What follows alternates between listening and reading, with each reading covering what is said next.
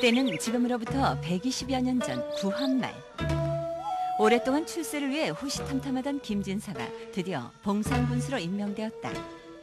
김씨 가문의 길이길이 영광이 될 이 기쁜 날, 두 사람 사이에 뭔가 수상쩍은 시선이 오고 가는데, 아니 영감, 이 종이 쪼가리가 대체 뭐라고 일만냥이나 한답디까?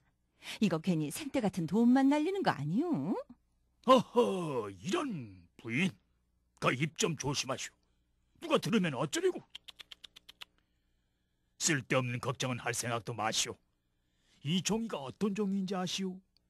그깟 1만냥에 몇 배는 더 벌어드릴게요. 예? 아니 그게 뭐라고? 그렇다. 김진사는 돈을 내고 군수 자리를 사들인 것이다. 관직을 사고 파는 것도 기가 막힐 노릇인데 김진사는 부끄러운 줄도 모르고 신이 났다.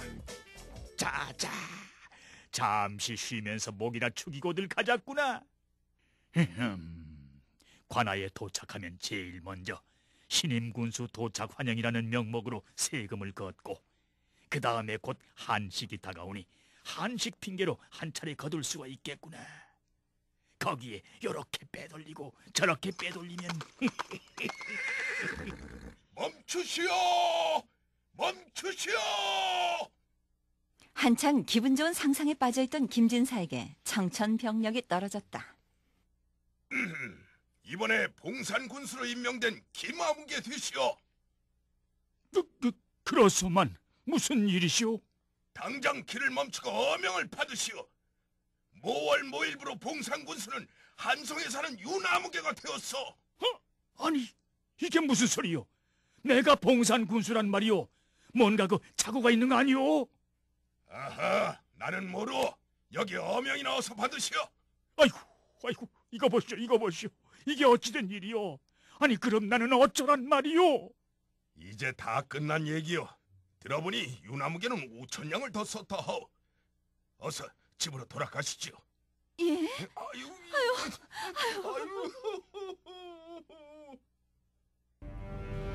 그렇다.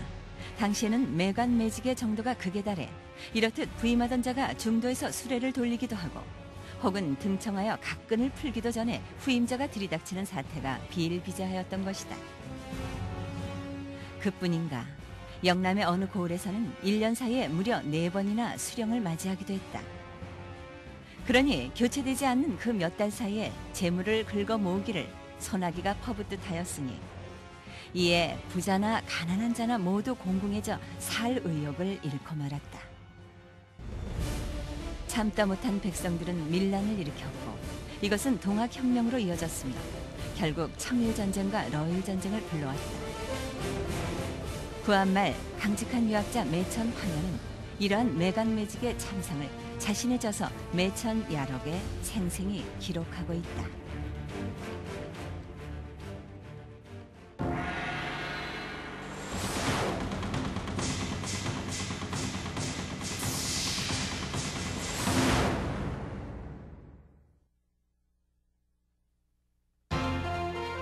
지난해 경북에서는 모 시장과 모 군수가 한꺼번에 구속됐습니다.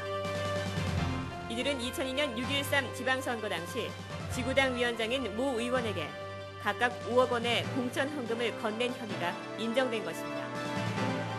공천 헌금을 받은 또 다른 의원 역시 실형을 선고받았습니다. 지방선거와 관련된 공천 뇌물 비리는 어제 오늘의 일이 아닙니다. 경북에서는 또 다른 모 전 의원이 군수 공천 과정에 금품 수수 혐의로 기소돼 현재 수감 중이며, 서울에서도 최근 모 의원이 억대 공천 헌금 수수 혐의로 검찰에 의해 기소됐습니다.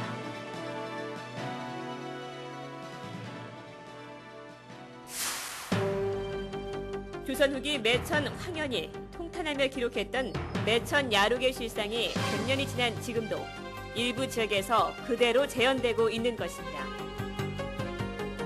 현대판 매관 매직이라고 할 수 있는 정당 공천제 폐해는 한두 가지가 아닙니다. 부정부패 유혹에 빠지는 폐해는 특히 지역색이 강한 지방정부에서 두드러진 현상입니다.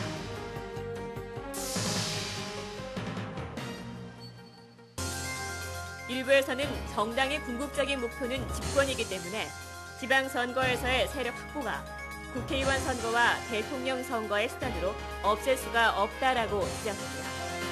그러나 지방정부의 장애 선거 결과와 대통령 선거 결과는 아무런 관련이 없습니다. 2002년 6.13 지방선거 당시 한나라당이 전체 당선자의 60.3%를 차지하며 압승을 거두었으나 대통령 선거에서는 열린우리당이 집권한 결과가 그것을 증명합니다. 앞으로 대통령 선거에서 어느 당이 집권하는가 하는 문제는 어떤 당이 얼마나 깨끗한 정치를 주도하느냐에 달려 있습니다. 지금 지방선거와 대통령 선거가 전혀 관련이 없다는 이유가 여기에 있습니다. 과거에는 후보에 관한 정보가 관변측에 의해 일방적으로 국민에게 전달되는 형태였기 때문에 지방정부의 영향력이 강했습니다. 그러나 우리나라가 세계적인 인터넷 강국으로 떠오른 지금 국민들은 직접 판단할 수 있게 된 것입니다. 정당 공천제는 지방자치를 실시하는데 그 악이라고 봐야 될 것 같습니다. 지역구 국회의원이 지명을 하고 또 정당의 유력 인사가 지명을 하는 그런 방식으로 되기 때문에 당원들의 의사와는 아무런 관계도 없는 그런 식입니다.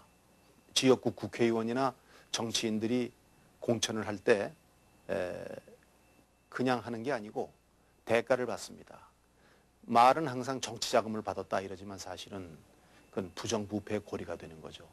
지방자치가 부패하게 되는 원인이 바로 정당 공천제 때문입니다.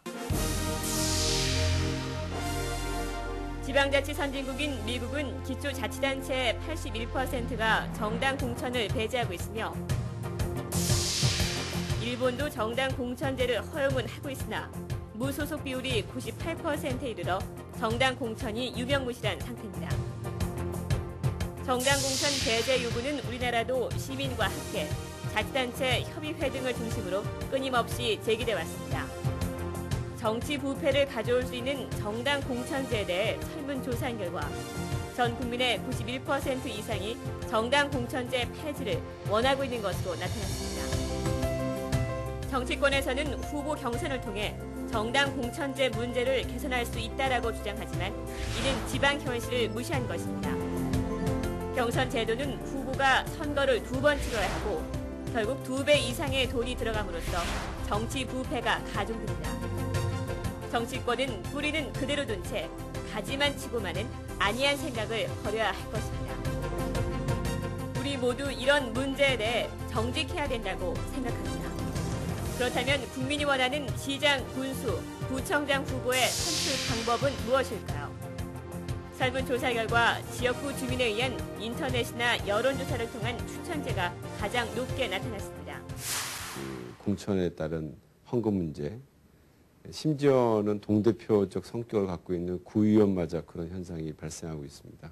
이러한 문제점을 해결하기 위해서는 주민추천제라든가 아니면은 정당의 색깔을 버리고 주민을 대상으로 해서 설문지라든가 여러 여론조사를 통해서 지역의 일꾼을 뽑는 것이 보다 더 현재 시스템보다는 정치 부패를 막는 길이라고 생각합니다.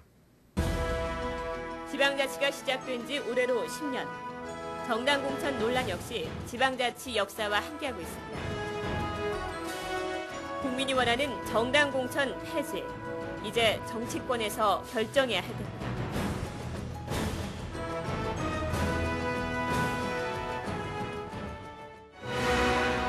이 땅의 미래와 후손을 위해 국민에게 책임지고 국민 앞에 정직합시다.